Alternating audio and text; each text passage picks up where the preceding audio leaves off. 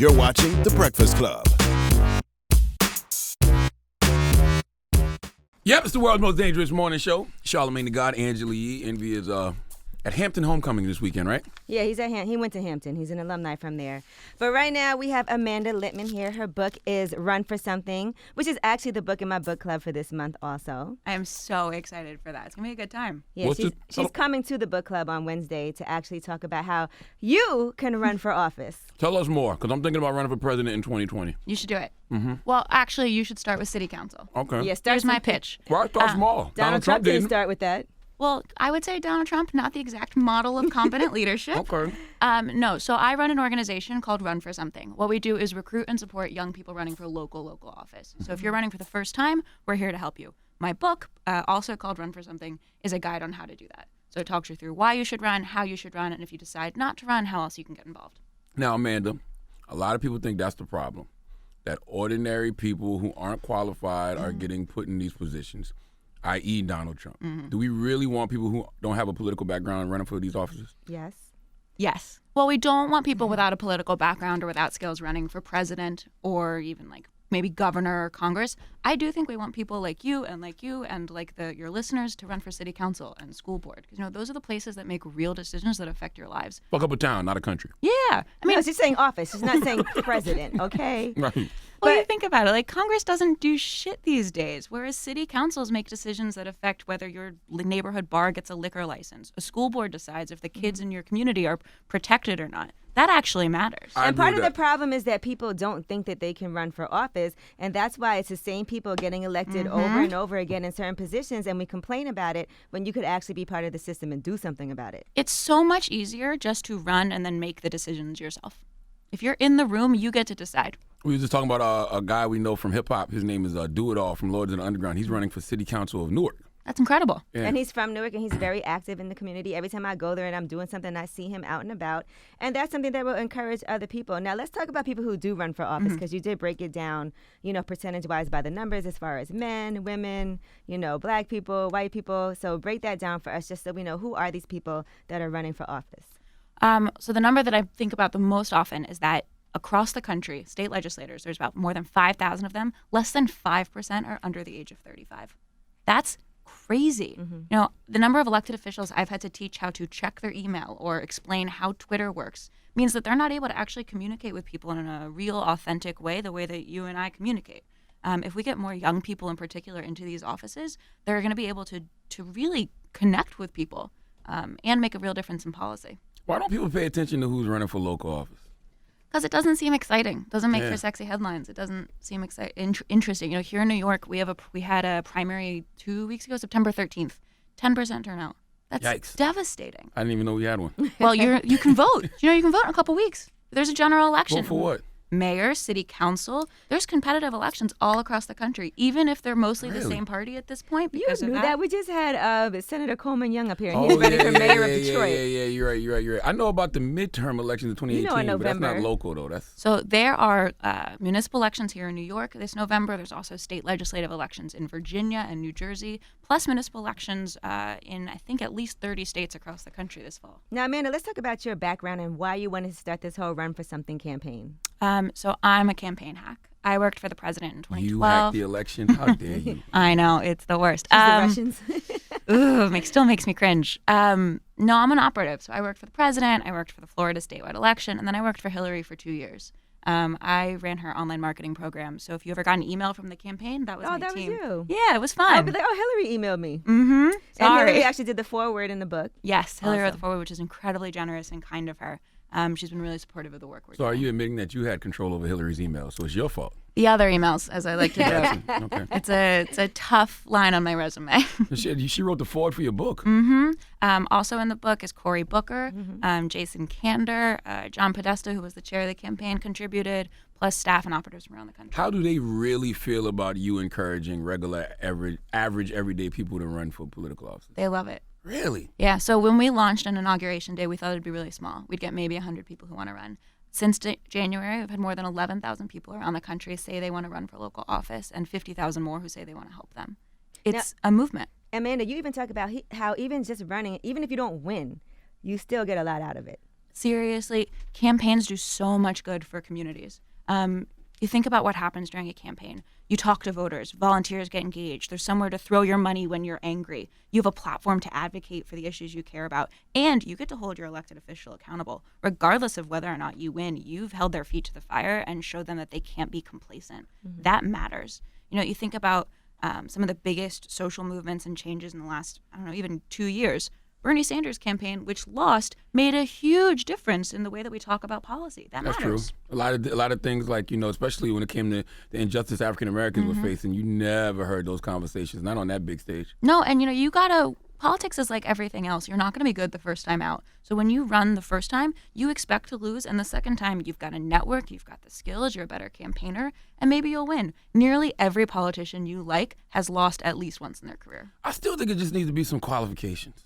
So think about the qualifications you really need to be on city council. You need to share your community's values. You need to be authentically rooted in your community, so understand the problems your voters face. You need to be willing to work hard and hustle, because to run, you have to personally knock doors. And you need to be interesting and compelling. Everything else people can teach you. You can learn. You can learn the politics. You can learn the politics. You can learn the policies. There are lawyers and operatives who are there to teach you and resources to train you. Everything else is negligible. What matters is your passion for solving a problem. Why isn't Donald Trump learning anything? You have to be smart. Oh. You got to be a little bit empathetic. You got to be a little bit kind, a little bit curious. He's got none of those things. Now, it's interesting because people do talk about how Donald Trump does have supporters, but part of it is our being able to relate to something. Like there were people that related to him because they felt like they were being left out of certain conversations. Yeah. And so you talk about the marginalized people and how they feel like they want someone that relates to them. So, I get asked a lot these days, like, how do you feel about identity politics in the Democratic Party, diversity for diversity's sake? I think it matters to have young women and young people of color in the room. You think about healthcare. Women would not have been covered in healthcare if Senator Barbara Mikulski hadn't been in the room saying, hey, we got to cover women's health. There's a great story about how the astronaut suits that they made were not fitted for women because there were no women senators in the room when they were deciding how much to spend on creating them, until I believe it was Senator Dianne Feinstein was like, hey, flag, we're going to have women astronauts and none of these suits are going to fit them. It's things like that, I want a representative or a city councilor who understands what it's like to negotiate for equal pay, or why it costs so much for me to get an IUD, or what it feels like to be in a room where it's mostly men. That's important to me. Right. Now, did people feel this way before Donald Trump? And what I mean by that is he put the bar so low as far as being president, it's making everybody feel like they can be in politics now. Because you started the campaign on Inauguration Day. We did, and I think that's part of the reason why there's so many people who've signed up to say they want to run for office is like, if this idiot can do it, why shouldn't I try? But he shouldn't be the bar. I know. It's think of it as a silver lining. He shouldn't be the bar, and we should have better people in it, and you should be the better person. Have you ever thought about running for office? Can I still do radio? Yeah. And TV? Probably. I mean, there's probably some FCC rules. Why not? I don't know. I mean, I thought about it. I just don't know what city I'd run for. Because I'm from South Carolina, but I live in Jersey. Tough. Think about where you got roots. Where you can fill a room if you were going to do a launch party. Where you'd be comfortable knocking doors and talking to people. Yeah. I thought about it. A lot of people who don't think about it should. And if you have a friend who's listening, or you have a friend who's like, I think they'd be amazing and they're never going to run, you should ask them. But I'm one of those people who would run, not even because I really would want to win, just to be able to go out there and say certain things on the campaign trail. And that's important too. That's why we're saying so it's not important. just if you win. And you think about the experience you'll get knocking doors and really talking to people about the things that they care about. Most people never hear from their elected officials one-on-one. It'll make a huge difference. I'm going to go pee in the swamp. Sure. Some people want to drain it. I'm going to pee in it. Whatever you want to do to it, it's fine. It's making a difference. Yeah. Now, some people feel like finances play a huge part in actually running for office. I don't have the money for that. I can't not go to work and do what I have to do because it is something that is a process. Yeah. So I think a couple things. One, local races are cheaper. Congressional races, Senate races, presidential races cost millions, hundreds of millions of dollars. School board races, 75% cost $1,000 or less. Okay. A usual city council race might be $10,000, $20,000. And it's not you funding it. You raise money. You raise money, and you're not asking people for a loan for lunch. You're asking them to invest in their community. You think about what you did after Election Day. You threw money at the causes you cared about. I made recurring donations to every organization. When you stand up a campaign, you're giving your community a place to invest their passion. I think that's really valuable. This is a great visual too. Like I'm thinking about like a documentary, like actually watching somebody who used to work at Starbucks run for city council or something. You know what I mean? Yeah, I think it'd be amazing. Our candidate stories are incredible. And we're working with some folks like a young woman in Atlanta, Liliana Bakhtari, who if she wins will be the first queer Muslim woman on the Atlanta City Council. We're working with a guy, Kellen Squire, in Charlottesville, Virginia, who his district is where Trump's winery is there. He's an outdoorsman. He's an ER nurse. And his big thing is that I see people every day who don't have the health care they need when I work in the ER. So from 8 to 8, he's doing a shift. And then after his shift, he's knocking doors. It's incredible. Now, I'm an idiot. And the reason I'm an idiot, because I am one of those people who likes novelty in my politicians. So you say queer Muslim, I'm like, I've never seen that flavor on the menu. Let me see what this is about. I didn't even know you could be one of those. I didn't know you could be a queer Muslim. 2017, you can be anything you want. Yeah. Who you got for the Democratic Party in 2020? Oh, I don't like thinking about 2020. I am all about the 2017 and 2018 local elections. Local elections and then the midterms for Congress and Senate? Even Congress and Senate, there are other people that can care about those. I'm thinking about the state legislative races, the city councils, the school boards, the places where in 10 years, someone who runs for school board today is going to be a senator. Got you. So what's the process? If somebody's listening right now and they're like, okay, I want to sign up, I want to learn more, how can they do that? Runforsomething.net is where you start. Go, sign up. If you just want to help people run for office, sign up. If you want to run, click run, sign up. We'll join a conference call. You'll talk to one of our volunteers, and then we'll help you. We'll make sure you get the resources you need, the mentorship, the coaching, depending on the state you live in, the money, and we'll be there every step of the way. Because it's important. I feel like a lot of people go on social media and they're like these social justice warriors with the hashtag. Yeah. But in real life, what are you really doing? Yeah, I mean, tweeting is and good. conversations are important, but then now what's the action? Tweeting isn't great. Facebook posts are great, but they don't change the laws. And, you know, I think it's Ann Richards who had a saying, if you're not at the table, you're on the menu.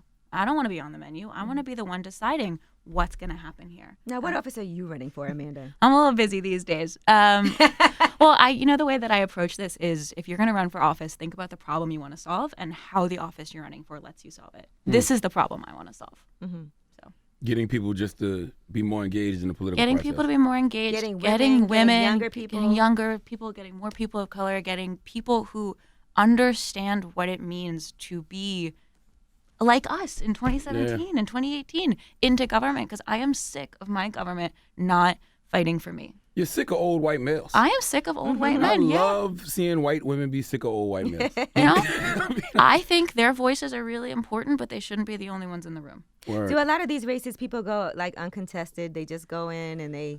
You're hitting my rage spot. 40% of state legislative races in 2016 were uncontested. That we ever let a race go where it's only one person on the ballot is civically negligent. That means that voters aren't talking to their elected official. That means that when you show up to vote, you don't even have the option There's no choice of picking someone who represents your values. You know, when I grew up in Virginia, my district was always Republican. Why would I vote in a local election if I wasn't going to even have an option to pick someone I kind of liked? I think if voting is a habit, which we know it is, we as sort of political operatives and as a party have to give people someone to vote for, even if they're not going to win. Yeah, it's amazing that we encourage newness in everything except for our elected officials. It is, and I don't even think that we should think about newness as like the only good thing. Although it is really important to have fresh people who haven't grown up in the political system in these offices. new perspectives. Yeah, but so we're working with a guy who's the manager of a Chipotle. Like, that's his day job. And in his after work, he knocks doors. You don't think his experience in his 9 to 5 will make a difference in how he legislates and how he governs? Hell yeah. It matters. Have you seen that show, The Mayor? I have a little bit, yeah. It seems amazing. Right. He's like a kid. He's a hip hop artist or a wannabe hip hop artist. And he's like, I'm going to run for mayor because You want to promote his he mixtape? wants to promote his mixtape. He didn't think he would win. And then he ended up winning. It's kind of like a story of run for something. Because people felt like, yeah, he's talking about real issues. He's young. I can relate to it. I just think it's a level of honesty. I think that's what people want. Like, we know that these people fresh off the street are still honest. They haven't been tainted by the system yet. That's exactly right. And I think if you run for office, you get to be the kind of politician you'd want to vote for, which means you get to be yourself with all of your flaws. You know, one of the very tiny silver linings of Trump is that he's, for better or for worse, normalized this idea that you can tweet stupid stuff or Yes. horrific things Oh, I have a horrible past. or have a horrible past. Yes. And, you know, Or make lies up. and voters won't necessarily hold it against you. It's crazy. I don't think anyone that we support, whether we work with or that runs now, should be as bad as him. But it does mean that the bar is different. The window has shifted and what the public will accept. If you And we sniffed a should little take coke, advantage of that. if you sniffed a little coke back in the day, nobody's gonna judge you. As long as you didn't sexually assault dozens of women, you're probably fine. Well, you can't say that when he's in the White House. Yeah. That's And that's There sad. you go. Yeah. And Chelsea Handler, you see, she's leaving her Netflix show, and she said she wants to actually be, I guess, more active. Yeah, I just saw this last night. She's going to be helping out Emily's List, which is an incredible cause, helping women run for office. It's like, that's what people should be doing. You know, politics isn't some abstract thing that you see on the news. It affects your day-to-day life. And if you're pissed, change your life to be a part of it. I'm all for that, but if Chelsea's ratings were sky high, she wouldn't have been quitting to go do activism. I am sure there's some other factors at play. Yeah. Oh, that's Amanda Litman. The book Run for Something. Is it out now? It is. It's You can out buy it in right now? stores. Okay. I think it's awesome. And again, you know, my book club at Woodstack Ivy, Amanda Litman, will be there with me on Wednesday. I am so so make sure you come excited. through because you get to meet her, talk to her in person. She's going to encourage you to run for office. I'm going to tell you that right now. I am insufferable about it. I think everyone I talk to should run for office. I think both of you should run for office. And if you do, we're here to help you. Word. And what's the website so people can sign up? Runforsomething.net. Even if you're not running, so you can help somebody else. Help people like you run for office. We'll help you figure out where the campaigns near you are and where the best place to use your energy is. All right, Amanda, thank you so much. It's Thank the you for Breakfast having Club. me.